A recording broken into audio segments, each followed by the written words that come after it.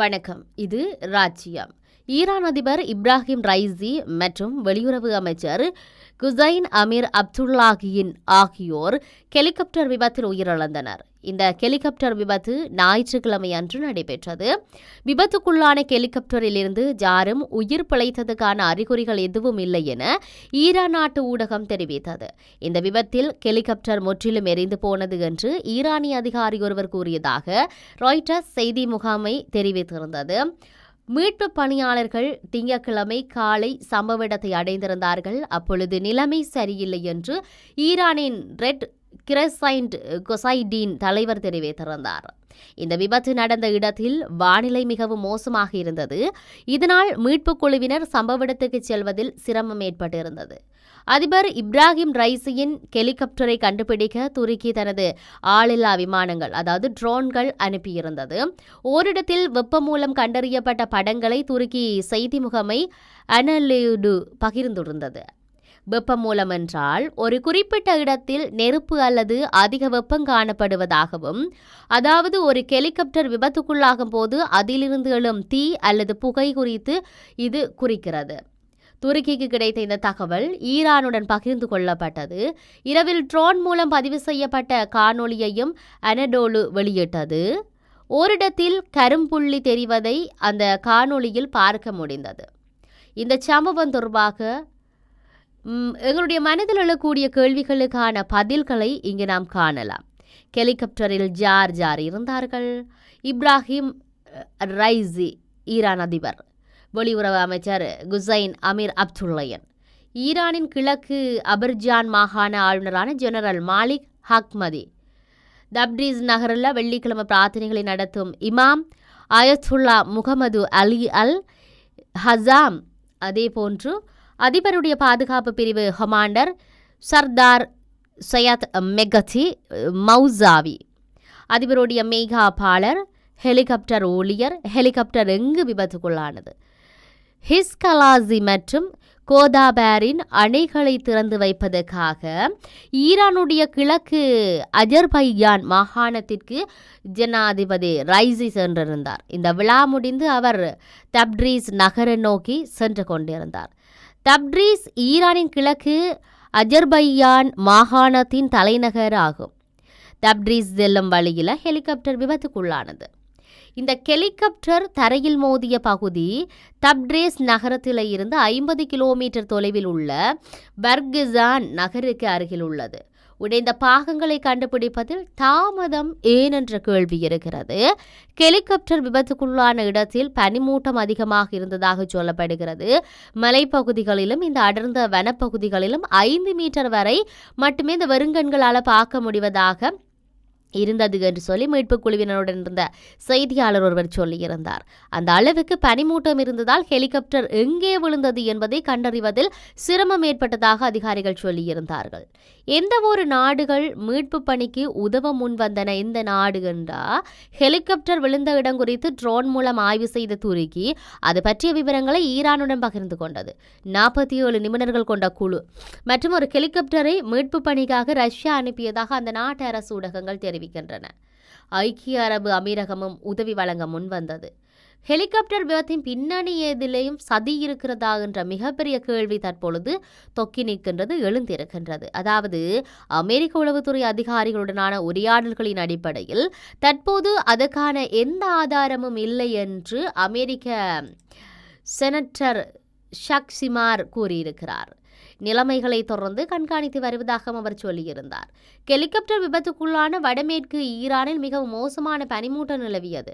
இது குறித்து விபத்து போல் தெரிகிறது, எனினும் இது குறித்து முழுமையாக விசாரிக்கப்படுகிறது என்று அவர் செய்தியாளர்களிடம் பேசுகையில், வாகன அணியின் 2 ஹெலிகாப்டர்கள் பாதுகாப்பாக சென்றடைந்துள்ள நிலையில் ரைசியன் ஹெலிகாப்டர் மட்டும் விபத்துக்குள்ளானது எப்படி என்று சில ஈரானியர்கள் சமூக ஊடகங்களில் கேள்விகளை எழுப்பியிருக்கிறார்கள். ரைசி கடைசியாக ஜாருடன் காணப்பட்டார். விமானம் புறப்படுவதற்கு முன் அஜர்பைஜான் அதிபர் இலாம் அலிஜேவ் மற்றும் அதிபர் இப்ராஹிம் ரைசி ஆகியோர் இரு நாடுகளின் எல்லையில் உள்ள அணையை திறந்து வைத்தார்கள். இருவரின் புகைப்படங்களும் சமூக வலைத்தளங்களில் பரவப்பட்டு வருகிறது. இந்த நெருக்கடியான நேரத்தில் ஈரானுக்கு அனைத்து உதவிகளையும் செய்ய அஜர்பைஜான் தயாராக இருப்பதாக அதிபர் அலிஜேவ் கூறியிருந்தார்.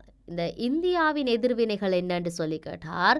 அதிபர் இப்ராஹிம் ரைசியின் மரணச் செய்தியால் அதிர்ச்சியும் வருத்தமும் அடைந்ததேன். இந்தியா ஈரான் உறவு வலுப்படுத்துவதில் அவரது பங்களிப்பு எப்பொழுது நினைவு கூறப்படும். ஈரான் மக்களுக்கும் ரைசியின் குடும்பத்தினருக்கும் தன்னுடைய இரங்கல்களை தெரிவித்துக் கொள்கிறேன். இந்த துயர நேரத்தில் இந்தியா ஈரானுடன் துணை நிற்கிறது என்று இந்திய பிரதமர் நரேந்திர மோடி சமூக ஊடகங்களில் பதிவிட்டிருந்தார். பாகிஸ்தான் என்ன சொன்னது என்ற கேள்விக்கு மாண்புமிகு அதிபர் இப்ராஹிம் ரைசியின் ஹெலிகாப்டர் விபத்துக்குள்ளானது குறித்து ஈரானில் இருந்து வரும் கவலையளிக்கும் செய்தியை கேட்டேன். மிகவும் கவலை அளிக்கின்றது, மனவருத்தமாக இருக்கிறது. எப்படியாவது ஒரு நல்ல செய்தியாக அமைந்துவிடக்கூடாதான்னு சொல்லி அவர் காத்திருப்பதாக சொல்லியிருந்தார். இதையும் தாண்டி அமெரிக்கா என்ன சொன்னதென்றால் ஈரான் அதிபரின் ஹெலிகாப்டர் விபத்துக்குள்ளான கவலையான செய்திகளை கண்காணித்து வருவதாக அமெரிக்கா சொல்லியிருக்கு. வெளியுறவுத்துறை செய்தி தொடர்பாளர் இந்த விடயத்தை சொல்லியிருந்தார். ஈரான் உச்ச தலைவர் அயத்துல்லா அலி ஹமனி என்ன சொன்னார்? இந்த விபத்தினாலே ஈரானின் நிர்வாகம் பாதிக்கப்படாது என்று அயத்துல்லா அலி ஹமேஜி கூறியிருந்தார். கவலைப்பட வேண்டாம், அரசு பணிகள் பாதிக்கப்படாது என்ற விடயத்தை அவர் பதிவு செய்திருந்தார். விபத்துக்கு பிறகு ஹமஜனி தேசிய பாதுகாப்பு கவுன்சிலுடன் அவசர கூட்டத்தை நடத்தியிருந்தார். ஈரானில் அடுத்தது என்ன நடக்கும் என்ற மிகப்பெரிய கேள்விகள் காத்திருக்க, ரைசி உயிரிழந்தாலும் ஈரானின் வெளிநாட்டு அல்லது உள்நாட்டு கொள்கைகளில் சிறிதளவே தாக்கம் இருக்கும் என்று தலைமை சர்வதேச செய்தியாளர் லூயிட்ஸ் டுசைட் தெரிவித்திருந்தார். ஈரானில் உச்ச தலைவரிடமே அதிக அதிகாரம் இருக்கிறது, கொள்கைகளை உச்ச தலைவரே தீர்மானிக்கின்றார். இருப்பினும் ஹமஜனியின் வாரிசாகவும் ரைசி பார்க்கப்பட்டார். ஈரானிகள் ரைஸை பெரிதாக எடுத்துக்கொள்வதில்லை. அதனால் தான் 2022 எதிர்ப்பு ஆர்ப்பாட்டங்கள் நடந்த போது ரைசிக்கு எதிரான கோஷங்கள் அரிதாகவே கேட்கப்பட்டன. அப்போது போராட்டக்காரர்களின் இலக்காக ஹமா நெஜி இருந்தார் என்று பாரசீக சேவையின் ஜீனியர் ஹால் சொல்லியிருந்தார். ரைசி மரணம் அடைந்தாலும் உச்ச தலைவர் தொடர்ந்து பதவியில் இருப்பார் என்று மத்திய கிழக்கு விவகாரங்களுக்கான நிபுணரான ஜேன்சன் இந்த விடயத்தை சொல்லியிருந்தார். இந்த அரசியலமைப்பின் 131வது பிரிவின்படி அதிபர் இறந்தாலோ அல்லது பதவியை விட்டு வெளியேறினாலோ அத்தகைய சூழ்நிலையின் துணை அதிபர் தேர்தல் நடைபெறும் வரை அதிபராக இருப்பார். புதிய அதிபர் 50 நாட்களுக்குள் தேர்ந்தெடுக்கப்பட வேண்டும். இப்ராஹிம் ரைசி பற்றிய சில சிறப்பு விஷயங்கள் இருக்கின்றன. ஒன்று, இப்ராஹிம் ரைசிக்கு வயது 63. ரைசி 1960 வடகிழக்கு ஈரானில் உள்ள புனித நகரமான மசாத்தில் பிறந்தார். இந்த நகரத்தில் சியா முஸ்லிம்கள் மிகவும் புனிதமாக கருத மசூதியும் உள்ளது. சிறுவயதிலேயே உயர்ந்த நிலையை அவர் அடைந்தார். ரைசியின் தந்தை ஒரு மௌலவி. ரைசிக்கு 5 வயதாக இருந்தபோது அவரது தந்தை காலமாகிவிட்டார். அவர் ஒரு சமய அறிஞரும் வழக்கறிஞரும் ஆவார். தனது தந்தையின் அடிச்சுவடுகளை பின்பற்றி அவர் தனது 15 வயதில் ஹோம் நகரில் அமைந்துள்ள ஜியா கல்வி நிறுவனத்தில் கல்வி கற்க தொடங்கினார்.